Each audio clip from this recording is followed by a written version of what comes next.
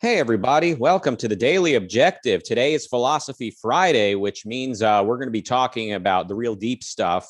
Please go ahead and leave a like on this video and consider hitting the join button so we could give you more great content like this.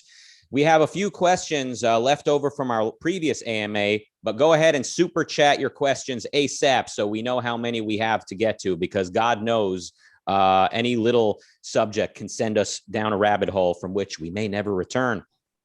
With me here today is a guy who he himself is a myth, and he knows all about the Greek myths. It's Dr. Jason Rheins. Thanks. I don't know if I'm a myth, but I appreciate the hype.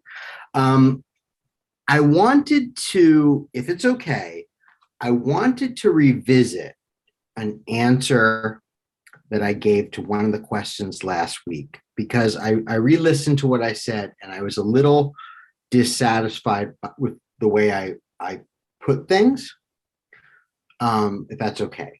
So the question was, and I apologize for forgetting who asked it. The question was, if the axioms in Rand's view are perceptually self-evident, doesn't that require a validation of the senses? And I thought I would say two things just to clarify what I was saying at the time. The first is just a little bit about what we mean by validation. And the second is sort of like the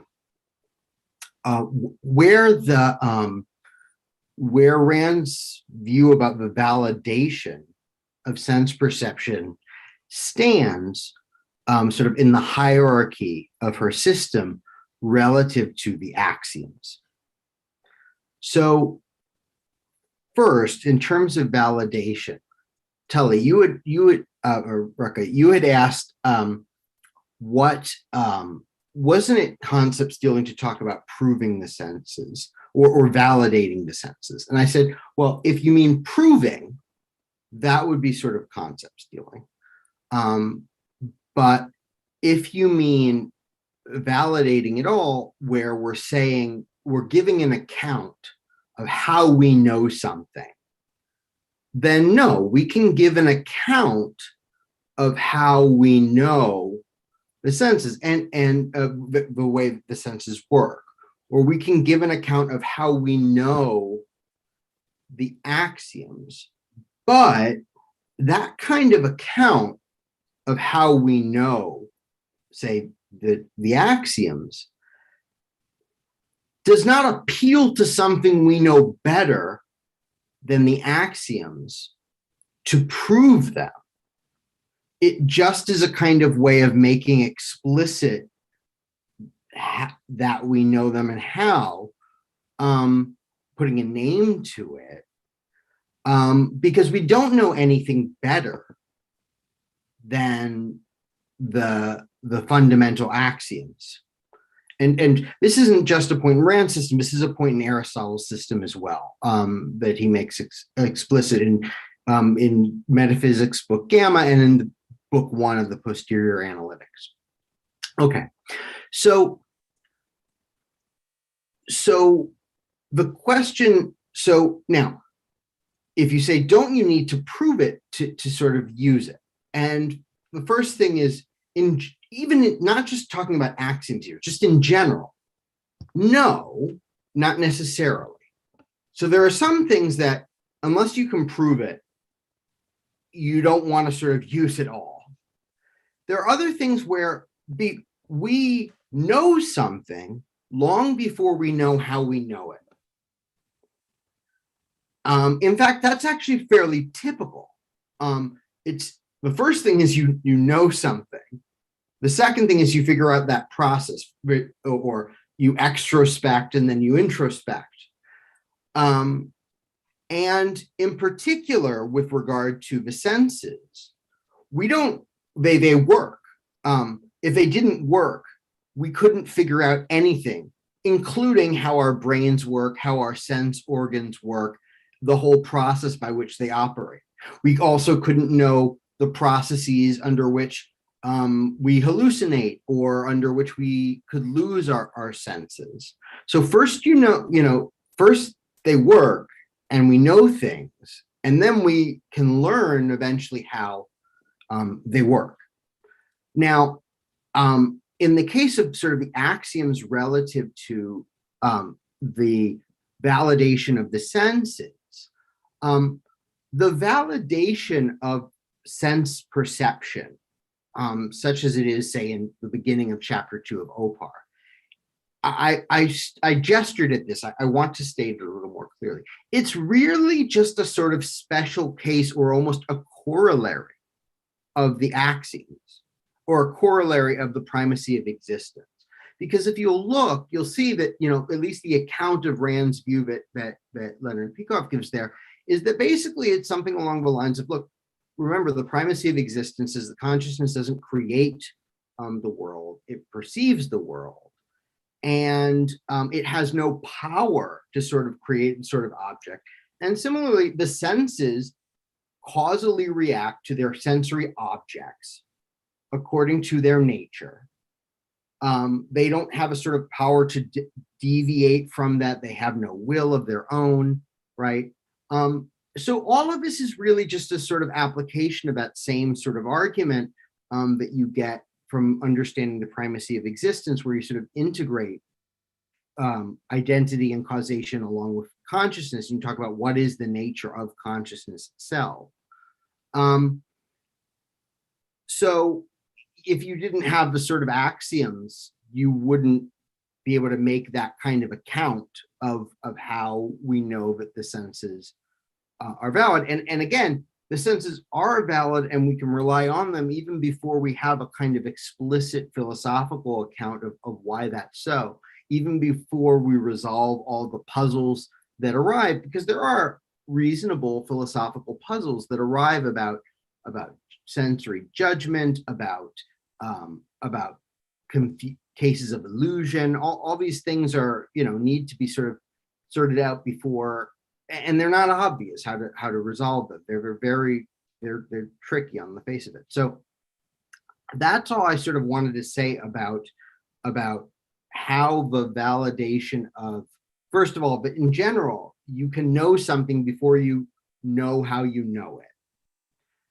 Secondly, that the validation of sense perception, at least the account you get like at the beginning of chapter 2 of OPAR, really is a sort of special case of the primacy of existence, of a kind of account you get to what the primacy of existence is about. And that's why I went into the way in which the axiom of consciousness is sort of 2 layers, and like the full version of the sort of axiom of consciousness is really about sense perception and not all kind of consciousness. A reason I put it that way is because I was gesturing out, but I wasn't quite explicit enough about this special case thing. Anyway, that's the clarification I wanted to give. Thank you. All right. I guess we'll move on to some of the questions we've got for this week. So first, this is a real deep from Luke. Okay. And now here's a real deep question from Tom, the member. This is a tough one. He goes, why does Jason not have his own emoji? And Don as well. Well, I don't normally answer questions on Philosophy Friday, but it's because we need more members on the channel in order to unlock the ability to add new emojis. We do not have unlimited emoji creation. The more people join the channel as members, the more new emojis we can add. So if that wasn't an incentive for some of you to hit that join button, I don't know what is. All right, I'll let you take this next one. Oh yeah, and we haven't cleared it with the talent, with the owner of the likeness. But yeah, I'll let you take this next question though. Nathan asked last week, I can understand why Heraclitus believed a river is always changing, but why did he believe something like a rock is always changing? Why is, quote, change the constituent of everything? Well, so okay, good question. The typical kind of picture you get. So at the time Heraclitus is writing, the kind of four canonical elements of the Greeks have not sort of settled yet. That really comes, we think, with sort of Empedocles, but and then especially, but in any case, but they are talking about these sorts of things. And in general, most of the Greek natural philosophers tend to think of these various things as interchangeable, not readily or rapidly interchangeable in all cases, but in some respects interchangeable.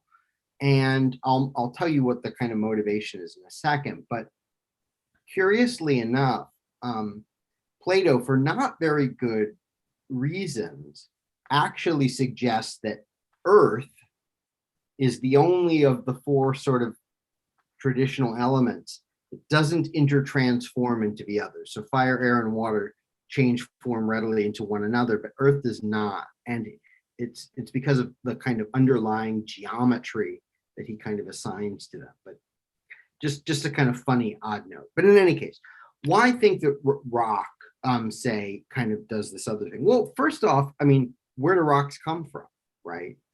The Greeks don't know all of these things, but they do know that, they know that lava cools, or they could have known that, into all kinds of different igneous rock, as we call it now.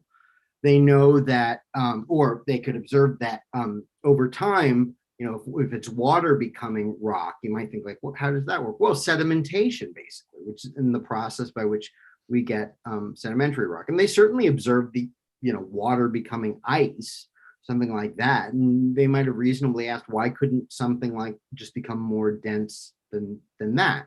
They observe, I mean, a major technology for them is pottery, right? So they observe wet clay becoming something very hard in the form of ceramic.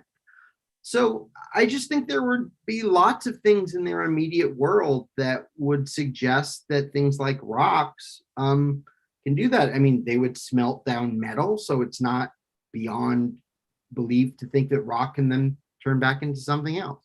So that's the idea. Now, do I think they thought? I don't think he thinks change is a constituent in the material sense, like change is a piece of it. But I do think he thinks that everything is changing, but that this entire change is precisely what stays the same. That is, that everything is part of this one totality in which things change, but also but are maintained through change. Well, not the change sort of keeps, the conflict kind of keeps it all going. It's what, yeah. So that's the answer, I think. All right.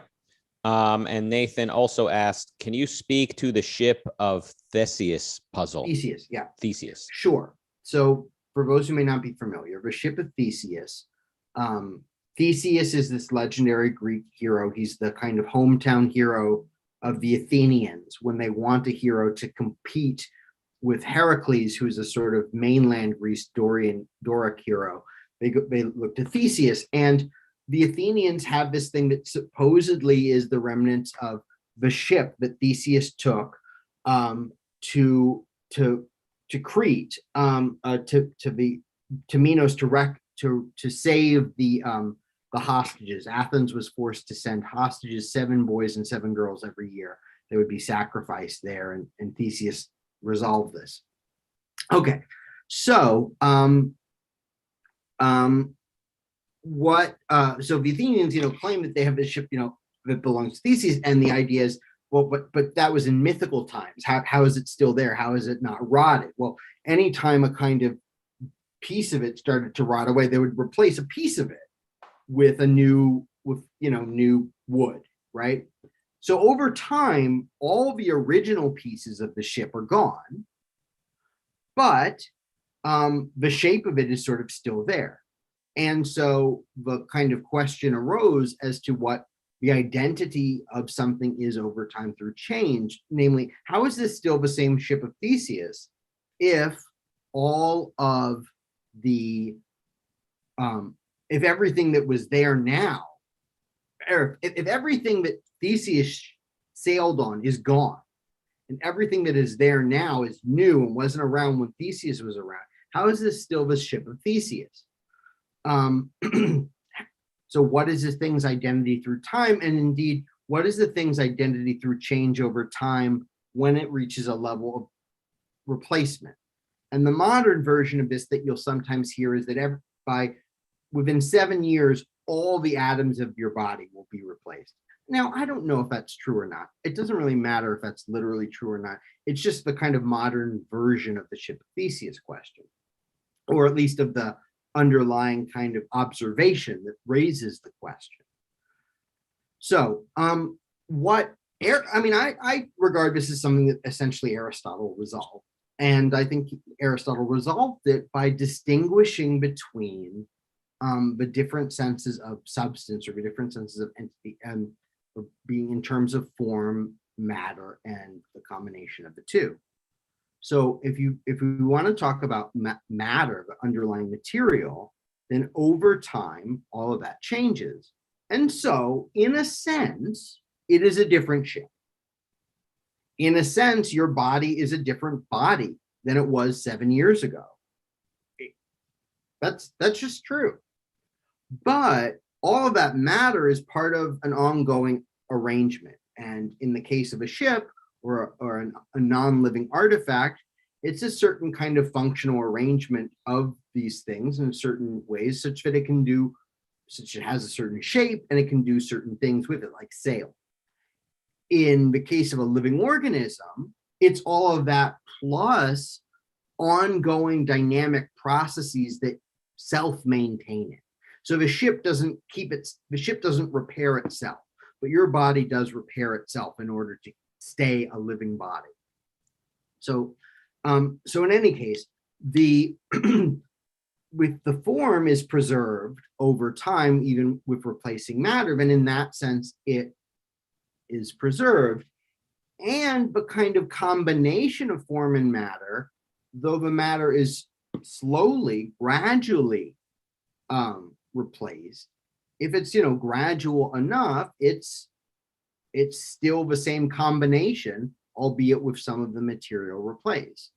And so it's the same sort of entity. So that's really, I think, what Aristotle is saying. I think that's the right way to look at it. If you think purely in material terms, you're looking at something new. But if you think of things in terms of form, it's kind of combined identity, then you're not. You're just looking at replacing a little bit at a time.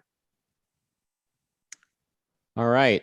Christopher, thank you for the super chat. Then Jonathan super chats a question. I can't imagine this will evoke any strong opinions. He says, was January 6th a function of evasion, immoral ethics, primacy of consciousness? Have you watched the hearings, and what is your perspective now on that day? Yes. So yes to all of those questions. Mm-hmm. I believe it was a failed attempt at a coup. It was an attempt to seize control of the government illegally by Trump and his cronies, so that he could avoid prosecution for future crimes, and perhaps to avoid narcissistic injury to his pseudo ego. But the exact motive isn't the most important thing. The important thing was it was a planned attempt to try to overthrow the government. Well, but sorry, let me jump in. Like, it looked like Trump wanted to remain president, but like, how do we know it was about future prosecution or anything like that? Did he do something before that would make him? I mean, various liable? People have sort of suggested that who know him. Part of it is that. Part of it is the narcissism, refusing to admit he could lose, even though at some level he did know, and at some level there's evidence that he knew, and legally it would be sort of willful ignorance or something like that. I forget the exact term, but like where it's everybody's telling you could know this. If you claim to not know this, it's because you don't want to know it, and it's your fault still. Yeah, I mean, that's what it was. It wasn't a protest that got out of control. It wasn't any of these things. Now, I have to say, like, while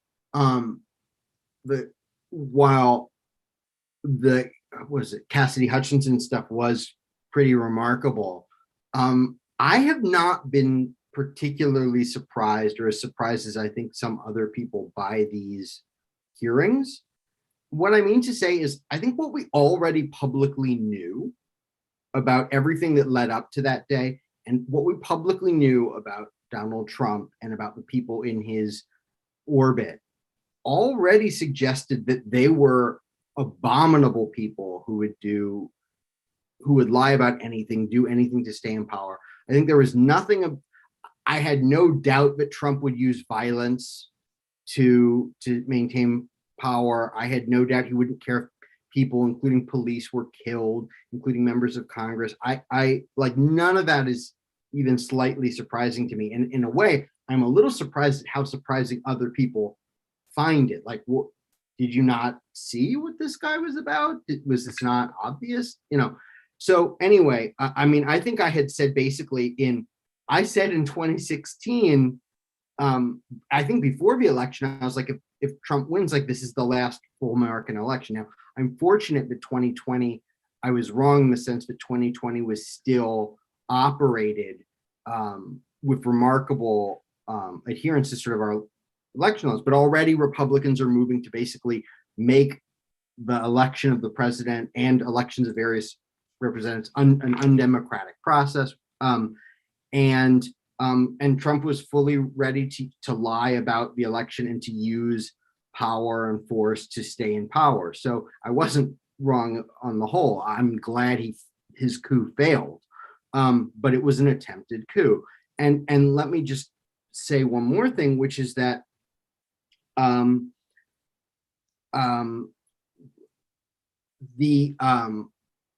I think I had pointed out, I later pointed out in 2016 and 2017, something along the lines of this, like, he was lying about an election he won. And he never said that he would concede defeat. They asked him again and again, like, if it's clear you lost, will you say that? He wouldn't say he would. And then he won, but he didn't win the popular vote, and he lied about that. And, in 2016. And that was just for his ego. No one was saying he wasn't president, but it was just for his ego, that, or pseudo ego, that he needed to say that. And I was like, what do you think is going to happen when he actually loses? So in 2016, you're saying he it was obvious won, then that but this still, guy would lie about it and do anything. And if he had the power of the presidency behind him, how much more could he do? Yeah. So January. I didn't see an armed coup on the Capitol, but I mean, I've studied enough through the Greek kind of experience of the rise of tyrannies, and my father studied 20th century German history. I was his expertise, and so I studied a bunch of that stuff of the rise of Nazis and so on. That to know that, like, the rough pattern of how these things go. Mm-hmm. I mean, I fully figured there'd be something like a Reichstag fire kind of event or something. And remind us and me, what is a Reichstag? The Reichstag was so at the end of the Weimar Republic, so the kind of basically the equivalent of our Capitol building burned down, and the Nazis were sort of quick to capitalize on it, to blame it on the communists, and then to kind of seize power accordingly. Okay. So are you saying Trump is paving the way for a Hitler type, or are you saying Trump himself is the type that would not bat an eye at, slaughtering untold millions? Like, or do you not know? I mean, did people not experience the first year of COVID? Did they not, like, see what was happening when the guy refused to tell people to wear masks, or even refused to admit that it was real, or told people to take Clorox, or, I mean, like, any of those things, like the months and months he spent denying that it was a serious problem? How many thousands or tens of thousands of lives did that cause? Did they not see what happened after the hurricanes that struck Puerto Rico, where he basically denied aid and things like that? Did they not see the way in which he gambled with Ukraine's security from Russia in order to have them manufacture political dirt on his possible opponent in the 2020 elections, and how many lives would that have cost if Zelensky had bowed to it, right? Like, so, or how many lives did it cost delaying some of those aid if people hadn't found out about that call, which was the cause of his first impeachment, right? So, but again, it's not just him, it's also his cronies, and it's also the establishment Republican Party. If the Supreme Court rules in the next year that basically that there's sort of no oversight of state courts, sort of over state legislatures and so on, and or federal courts, I mean, effectively, you're going to have Republican majority states, which incidentally aren't necessarily majority in terms of their overall voting. They're just through gerrymandering Republican legislature majority. So you get a place like Wisconsin where Democrats get way more than half the vote, but have much less than half the seats. Any of those states are basically going to say, we're no longer going to go for popular vote for our electors. We'll just send whatever electors we want. That's an anti-democratic process, and Trump didn't invent that theory. A bunch of whack job or deeply cynical conservative jurists came to him and said, hey, we can do this. Why can't we like read the Constitution this way? Why can't we do so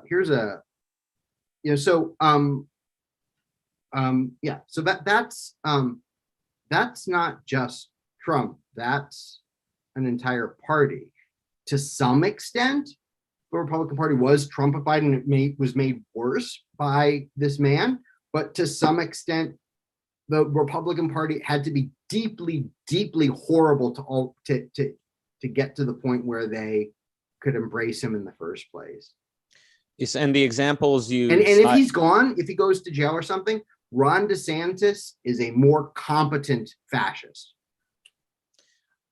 So your examples of Trump, let's say, not providing disaster relief you're not saying per se that a proper government should be providing disaster relief, but I think you're citing examples of Trump being irrational and just completely following whatever he feels like doing and not listening to the facts, not referring to the facts, and not using reason. Is that kind of what you're getting at? Thousands of lives.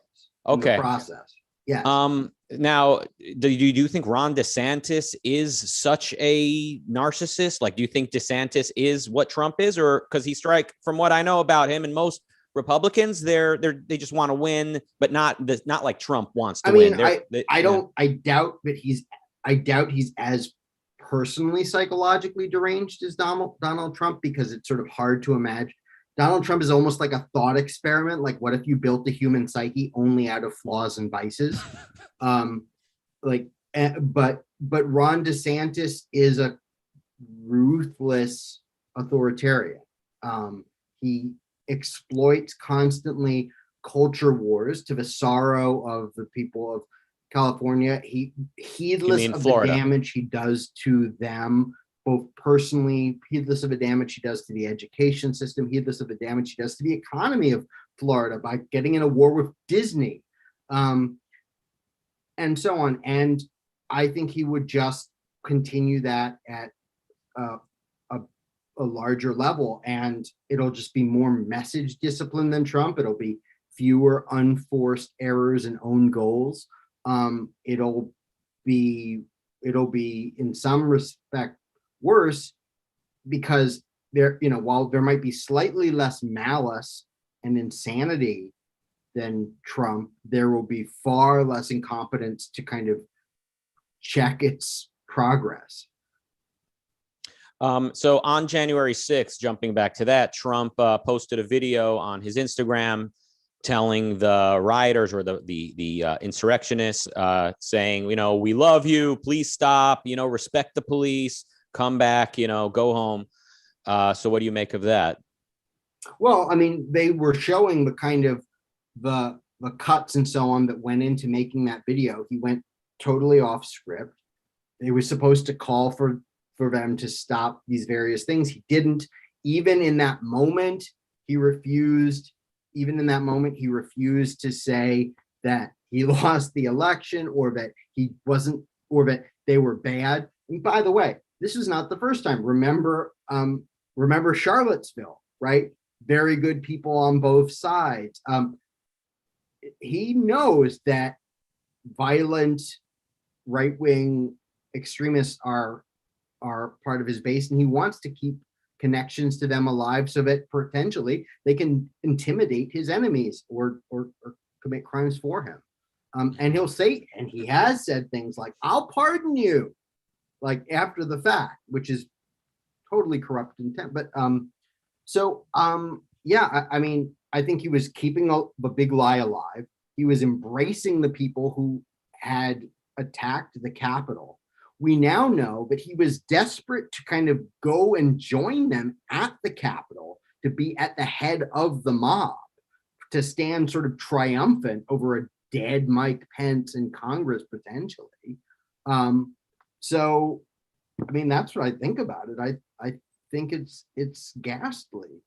Mm-hmm. So looking, putting Trump aside for a moment and just looking at the people who stormed the Capitol, how would you respond to the point that, you know, most of the vast majority of them were not carrying weapons? They looked like they were laughing and having a good time. Like, I think one could definitely say these disrespectful buffoons don't know what they're getting themselves into. And if they spend the rest of their life in prison, that's what happens when you go into a courthouse or an equivalent and, you know, and you F around in such a sensitive, delicate place where the law is carried out. But they looked like they're having fun. So to say that it was a attempted coup, like, I mean, I guess, how would you respond to that? I mean, in cases of mob violence, mobs love violence. They and have a good time.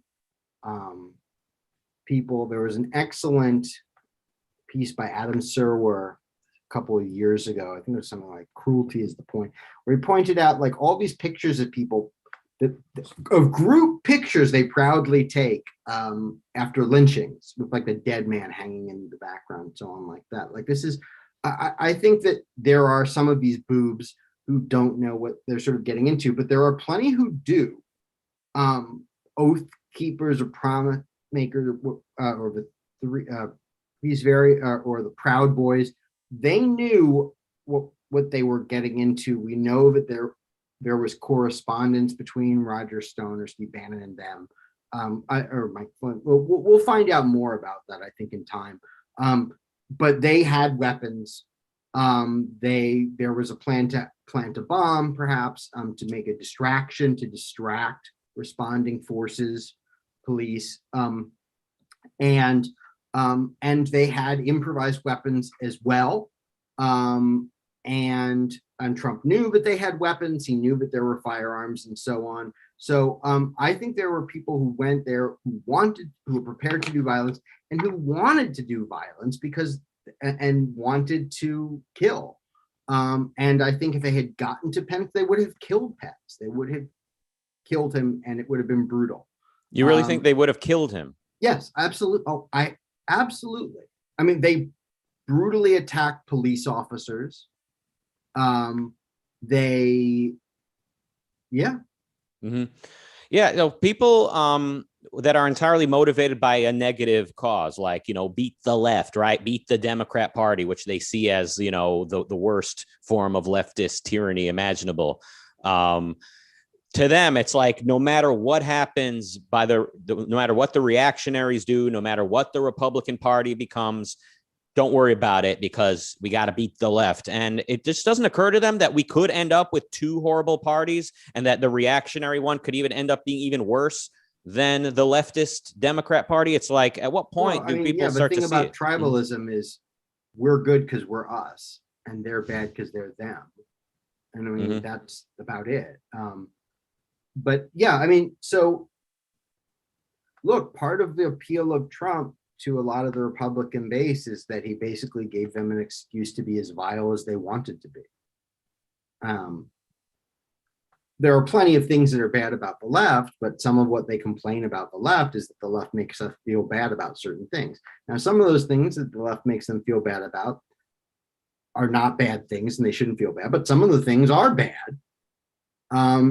And they like the fact that Trump was going to write them a kind of blank check, both through pardons legally, but also sort of morally by saying, yeah, you're the good guys. You're fine people, both sides. We love you, right? I mean, so be as awful as you want, because you're not really, if I justify it for you. Yeah. The one job Republicans and conservatives had was not to become everything but that I they should had say, been accused of. But this is an old thought, but I mean, let's remember our Shakespeare, right? In Henry V, on the eve of battle, he reflects and listens to soldiers sort of talking about how well they trust the king, and if the king's war is just and he's told us right, then we're not in, our sins are, it's on our sin or something like that. And Henry reflects both on the fact that like that puts an enormous burden on him, but also like what's the burden of you, like the soldier, like this can't just all be, you put it to your leader and, oh, he lied to us about the election. He lied to you in stupid, easily disprovable and readily and repeatedly disproved ways. And Fox News did that too, and so on. So yeah, being in a media bubble is bad, and in an information bubble is bad. You know what's a nice way to solve it? Going to another information stream, which lo and behold, our country is still free enough to have. Yeah. I mean, what a shock. People, they're in an echo chamber all day, and they're not even living in the same universe. But they choose, but they also choose to be. Yeah. In a country that is at least semi-free, where they have some, not maybe authoritarian China, but even in totalitarian countries, people risk their lives just to hear a different message, just to get the samizdat, right? Just to get that. So to be in a country where there's so much different information on sides and not even avail yourself of it if it's possible, when you start getting internal cues like, do I really buy that? I mean, that's a problem. That's your fault. Yeah. All right. We've got another question. Marilyn, with the super chat and who's been a member for 4 months, asks a question. I think only you can truly answer this. Only you're qualified. She says, Jason, when and why did you decide to pursue a career in philosophy? I decided that I would pursue a career in philosophy, I think, as a freshman in college. I had decided before that I was going to major in philosophy already. I went to college knowing that would be at least one major, but I did. And it was one of my two majors. Classical studies is the other one. I became interested in philosophy earlier, and before Rand. And I don't even think, this may be a little bit unusual with some objectives, but I don't even think it was the objectivism angle at all. It really pushed me to want to pursue it as a career. I always think I wanted to be possibly an academic. I mean, I thought about a couple other things over time, but I've loved philosophical questions for as long as I can remember, even before I knew that they were called philosophical. And then I became incredibly interested in history at a young age, but I was especially interested in intellectual history of ideas.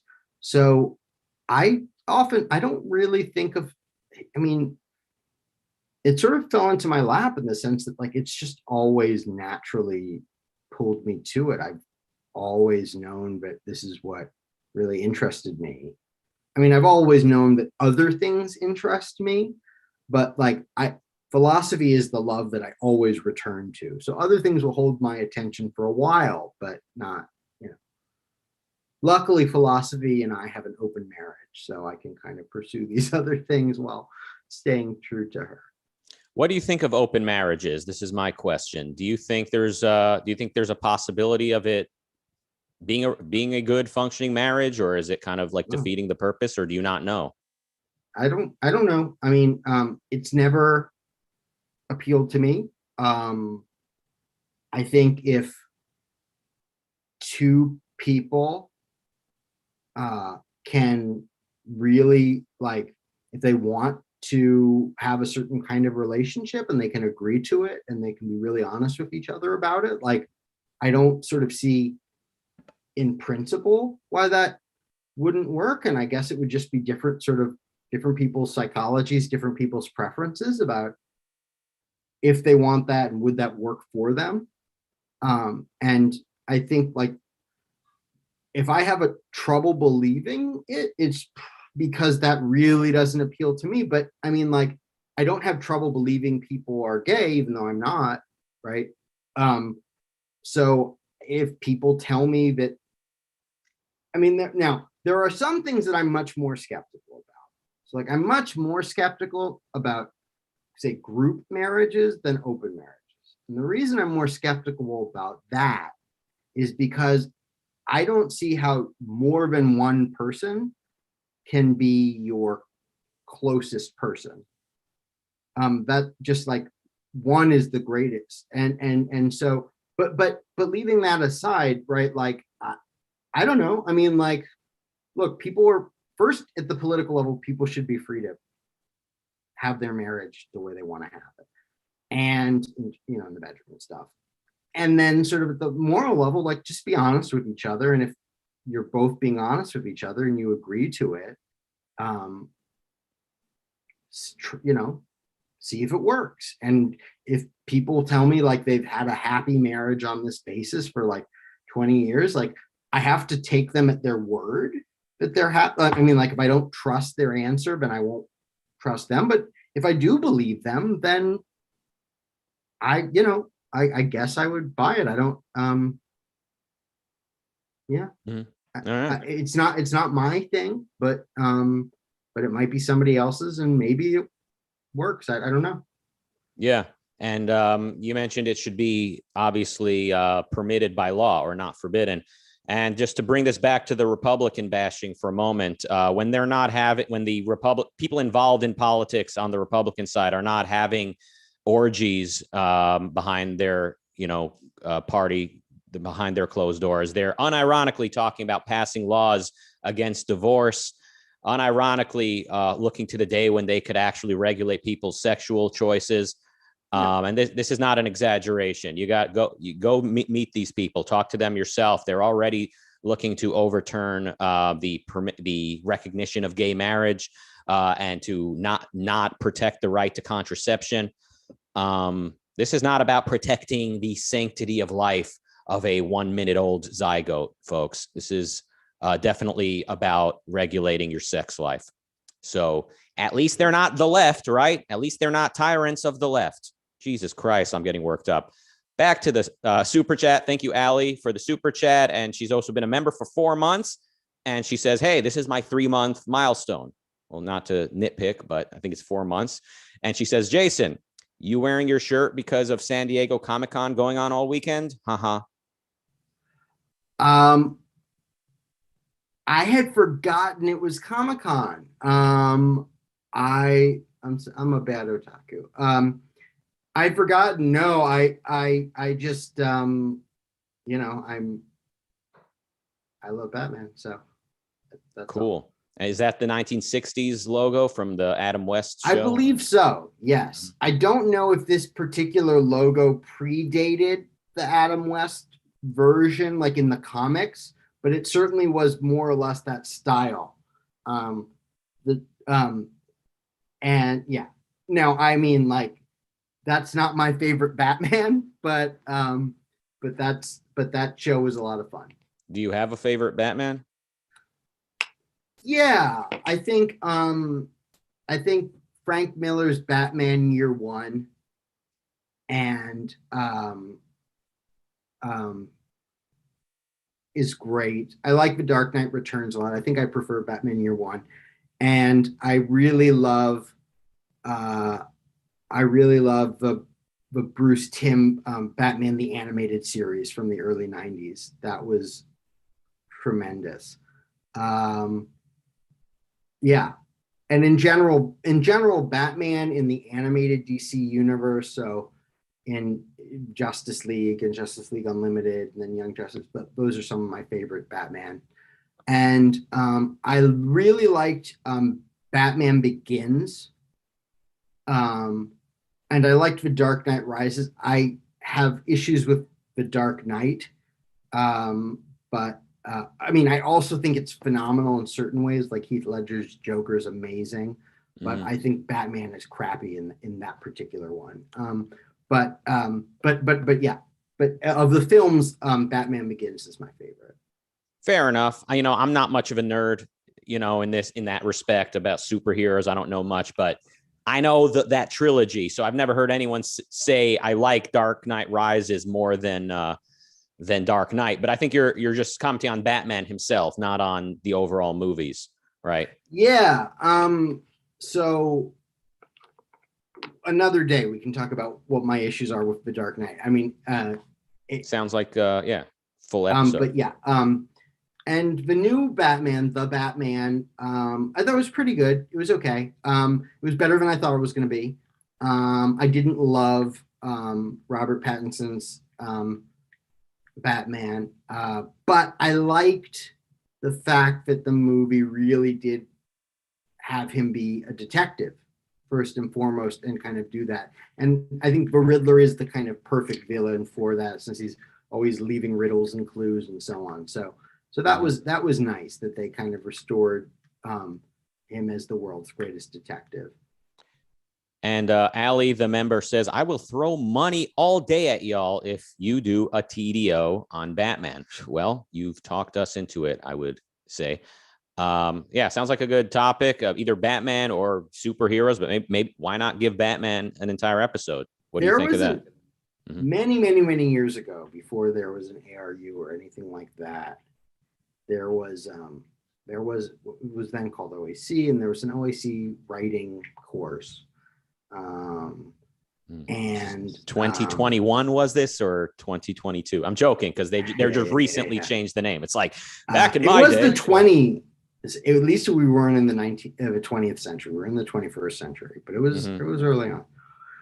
And there was a writing course given by someone who's no longer on the side of the angels, let us say. And I did not very much like this person's writing course, but in any case, there was, this just write some 500-word essay about anything. And I was like, anything? Like, I need some constraints. So I was like, all right, fine. And I wrote about why Batman is my favorite superhero. And so anyway, I say this, and the instructor, all right, I'll just say it was Rob Krasinski, right? So Krasinski says, hey, when we talk about this thing, I wrote this little piece, why Batman is my favorite superhero. And he says, did you know there's a connection between Batman and Francisco d'Anconia? And I was like, yeah. And I was like, yeah, Orczy. And he goes, what? And I go, Orczy. And he goes, no, it's the Scarlet Pimpernel. And I say, The Scarlet Pimpernel by Baroness Orczy. So, well, anyway, both Batman and Francisco d'Anconia. Batman is sort of based on Zorro, which is based on the Scarlet Pimpernel, and the Scarlet Pimpernel, which Rand had read, also was based on Schiller's Fiesco. And so both characters of sort of playboy who pretend, or rich crusader who pretends to be a worthless playboy in a mask, right, ultimately kind of derived from that. And Fiesco itself, which Rand was inspired by, right, and the Orczy to Zorro to Batman line was descended from, itself is based on a myth that goes back to Livy and the early history of Rome. So the founder of, there were four kind of main founders of the Roman Republic, but the biggest one was Lucius Junius Brutus. So, and he's like the real hero of overthrowing the Tarquin kings. And Lucius Junius Brutus famously pretended to be an idiot for years. So while observing the crimes of the Tarquins and waiting for a moment where he could overthrow them and establish a republic. So Lucius Junius Brutus, in those kind of histories of Rome, that is the basis of the entire kind of Batman and Francisco de Anconia mythic type. Mm-hmm. We're really out of time, so can we cap it there, or? Yeah. Oh, okay.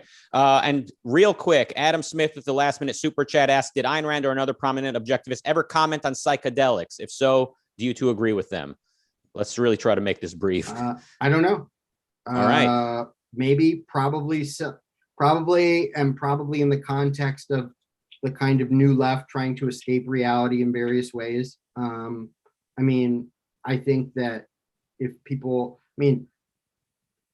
if they have medicinal potential, that should be scientifically explored. But I mean, I don't know.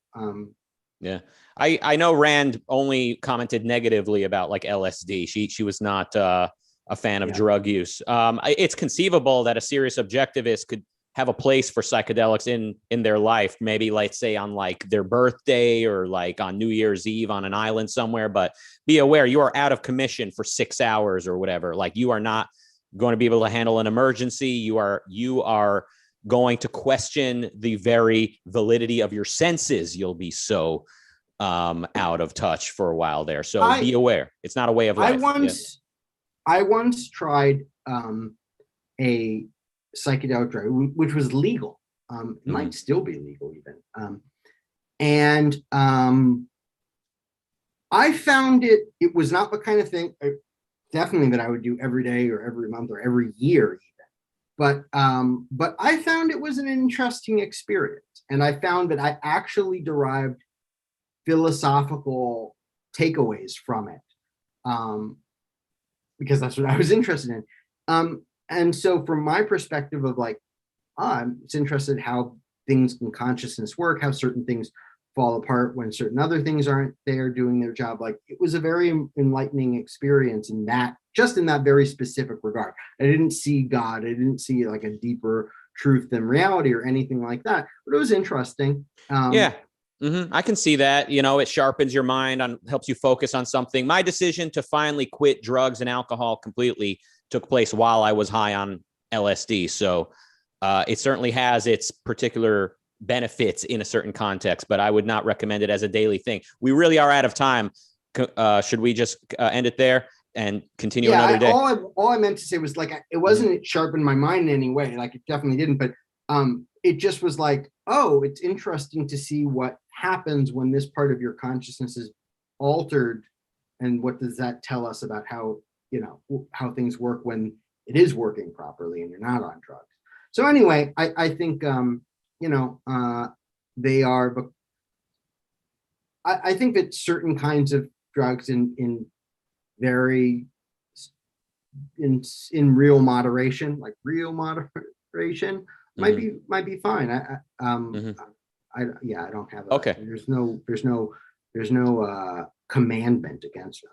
But here is a commandment coming up at 7 p.m. UK time. It's Finance Friday with Jim Brown, and the title is Red Hot Inflation. That's in 2 minutes from now. Then at 8 p.m. UK time, it's James Valiant, Robert and Amy Nasser, continuing their discussion of Leonard Peikoff's Keeping It Real. The title today is How Does One Lead an Atheist Life in a Mystical Society? Then at 9:30 p.m. UK time, it's TV Talk with Mark Pellegrino, Jennifer Buoni, and Jacqueline Schumann. They will discuss the 4th season of Stranger Things. Looking forward to that. Thanks, Jason. This was wonderful, as always. Looking forward to talking Batman and much more in the future. Everyone, have a good weekend, and see you back here for the Daily Objective next week. And goodbye.